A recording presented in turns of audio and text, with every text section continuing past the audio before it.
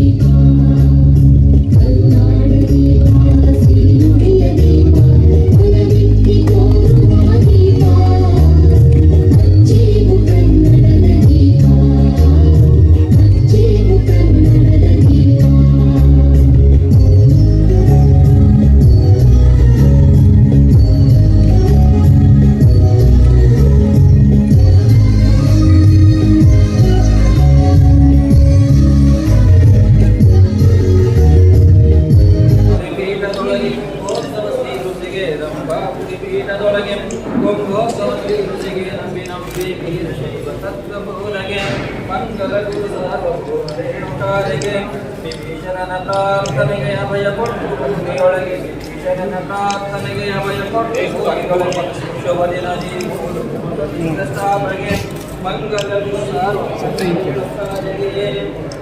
ರಾಜರಿಗೆ ಸುಖಕ್ಕಾಗಿ ಸ್ವಪ್ನದೊಳಗೆ ರಾಜರಿಗೆ ಸುಖಕ್ಕಾಗಿ ಸ್ವಪ್ನದೊಳಗೆ ಜಗದ್ಗುರುವಿಗೆ ಮಂಗಲ ಗುರು ರೇಣುಕಾರಿಗೆ ಓಂ ಕರ್ಪೂರ ಗುರು ಕರುಣಾಕರಂ ಸಂಸಾರ ಸಾರಂ ಭಜಗೇಂದ್ರಹಾರಂ ಸದಾ ಸಂತಂ ಹೃದಯಾರವಿಂದೇ ಭವಂ ಭವಾಮಿ ಸಹಿತಂ ನಮಾಮಿ ಗರ್ಭರಹಿತಂ ದರ್ಶಯಾಮಿ ಭಾಗರ್ತಾಯ ಸಂಪೃಕ್ತೋ ಭಾಗರ್ತಾ ವಂದೇ ಪಾರ್ವತಿ ಪರಮೇಶ್ವರ ಶಿವಸಾಂಬದೇ ನಮಃ ಪಾರ್ವತಿ ಶಿವ श्री मल्लिकार्जुन महाराज की जय, श्री गौरांग माता की जय, श्री आदिशक्ति माता की जय, श्री लक्ष्मी माता की जय, जय मंगलम जय नमः पार्वती शिवाय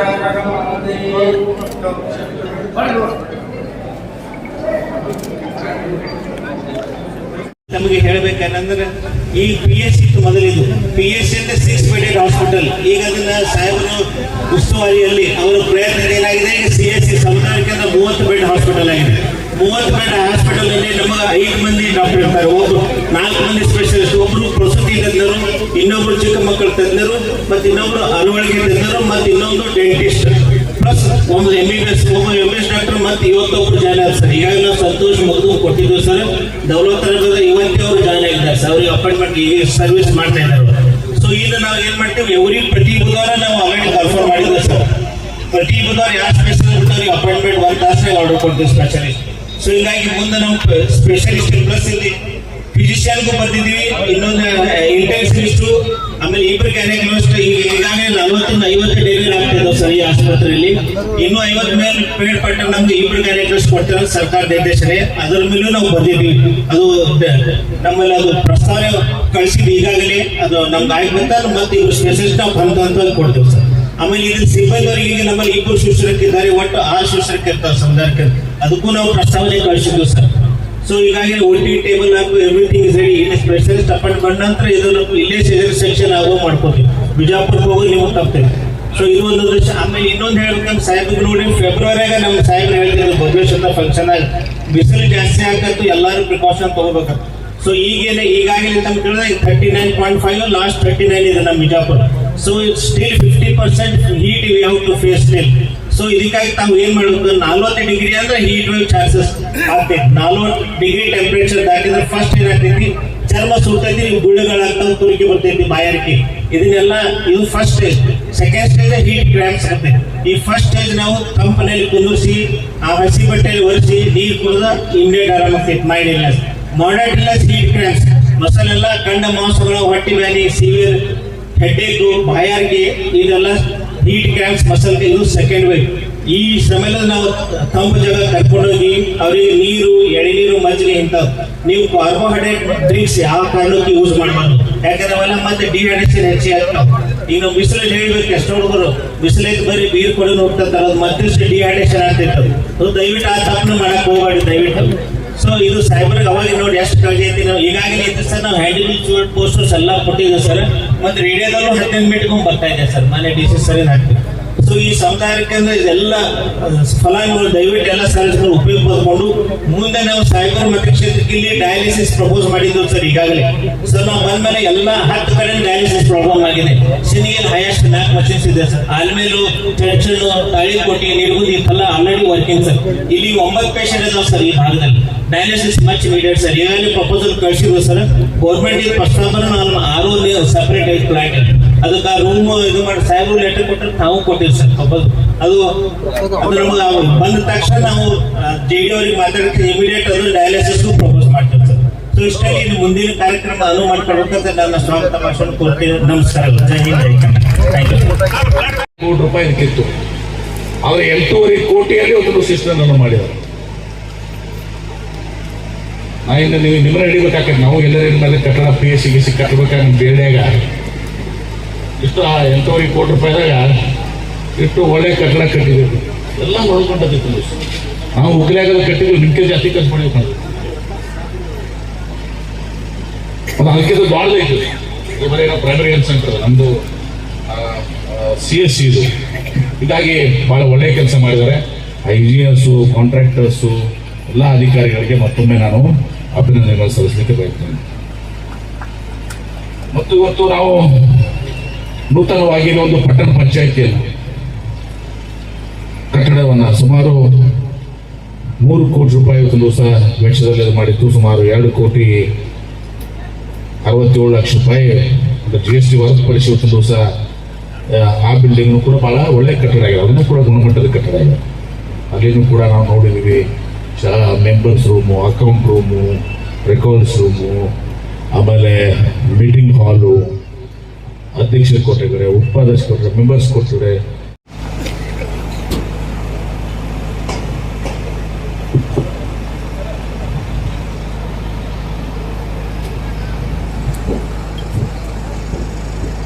ದೇವನಪುರಿಗೆ ಪಟ್ಟಣದಲ್ಲಿ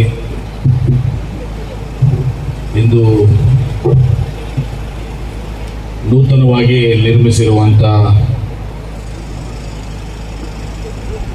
ಸಮುದಾಯ ಆರೋಗ್ಯ ಕೇಂದ್ರ, ಇದನ್ನು ಪ್ರಾಥಮಿಕ ಆರೋಗ್ಯ ಕೇಂದ್ರದಿಂದ ಮೇಲ್ದರ್ಜೆಗೇರಿಸಿ ಈ ನೂತನ ಕಟ್ಟಡದ ಉದ್ಘಾಟನಾ ಸಮಾರಂಭ ಹಾಗೂ ಪಟ್ಟಣ ಪಂಚಾಯಿತಿಯ ನೂತನ ಕಚೇರಿ ಕಟ್ಟಡ ನಿರ್ಮಾಣ ಕಾಮಗಾರಿಯ ಉದ್ಘಾಟನೆ, ಈ ಎರಡೂ ಕಾರ್ಯಕ್ರಮಗಳನ್ನ ಭಾಳ ಸಂತೋಷದಿಂದ ಈ ಭಾಗದ ಶಾಸಕರಾದಂಥ ಸಹೋದರಂಥ ಶ್ರೀ ರಾಜುಗೌಡ ಪಾಟೀಲರ ಒಂದು ಅಧ್ಯಕ್ಷತೆಯಲ್ಲಿ ನೋಡಿದ ಎಲ್ಲ ಗಣ್ಯರ ಹಾಗೂ ತಮ್ಮೆಲ್ಲರ ಸಮ್ಮುಖದಲ್ಲಿ ಸಂತೋಷದಿಂದ ಉದ್ಘಾಟನೆಯನ್ನು ಮಾಡಿದ್ದೇನೆ ಅಂತ ಹೇಳಿ ಬಯಸಿ ಈ ಕಾರ್ಯಕ್ರಮದ ಅಧ್ಯಕ್ಷತೆಯನ್ನು ವಹಿಸಿಕೊಂಡಿರುವಂಥ ಈ ಭಾಗದ ದೇವರಪುರಿಯ ಶಾಸಕರು ಆತ್ಮೀಯರಾದಂಥ ಶ್ರೀ ಭೀಮನಗೌಡ ರಾಜುಗೌಡ ಬಸನಗೌಡ ಪಾಟೀಲ್, ಮಾಜಿ ಶಾಸಕರು ಹಿರಿಯರಾದಂಥ ಶ್ರೀ ಶರಣಪ್ಪ ಸುಣಗಾರ್ ಅವರೇ, ಈ ಕಾರ್ಯಕ್ರಮದಲ್ಲಿ ಭಾಗವಹಿಸಿದಂಥ ಹಿರಿಯರಾದಂಥ ಶ್ರೀ ಬಿ ಎಸ್ ಪಾಟೀಲ್ ಹಳಗಿ ಅವರು, ಆನಂದ್ ದೊಡ್ಡಮನಿ ಅವರೇ, ಪ್ರಭುಗೌಡ ಪಾಟೀಲ್ ಅವರೇ, ಬಶೀರ್ ಸೇಠ್ ಅವರು, ಛಾಯಾಗೌಡ ವಕೀಲರೇ, ಭಾಸ್ಕರ್ ಗೌಡ್ರೆ, ಧರ್ಮ ಮುಕ್ತತ್ತಿ ಅವರೇ, ಪ್ರಮುಖವಾಗಿ ಕಾರ್ಯಕ್ರಮದಲ್ಲಿ ಪಟ್ಟಣ ಪಂಚಾಯಿತಿಯ ಅಧ್ಯಕ್ಷರಾದಂಥ ಶ್ರೀಮತಿ ಜಯಶ್ರೀ ಬಸಪ್ಪ ದೇವಂಗಂ ಅವರೇ, ತಾಲೂಕಾ ಗ್ಯಾರಂಟಿ ಕಮಿಟಿಯ ಅಧ್ಯಕ್ಷರಾದ ಸಾಹೇಬರ ಲಿಂಗಪ್ಪ ಬೆರಾದರ್ ಅವರೇ, ಪಟ್ಟಣ ಪಂಚಾಯಿತಿಯ ಇವತ್ತಿನ ದೊಡ್ಡ ಸಾಹೇಬರಿದ್ದಾಗಿನಿಂದ ಅವ್ರ ಮನೆಗೆ ಹೋಗುವಂಥದ್ದು ಒಂದು ಸಂಪರ್ಕ ಸಂಬಂಧ ಐತಿ. ಎಲ್ಲಿಪ್ಪಾಡು ರಾಜಲ್ಲ ನಮ್ಮ ಮಾಡಿದ್ದಂಗ ಯಾವಾಗ ಕಲಿತಿರ್ತೀರ ಚಲೋ ಆಕೈತಲ್ಲ ಅಂತ ಮಾತನ್ನ ನಾನು ಹೇಳಿದೆ.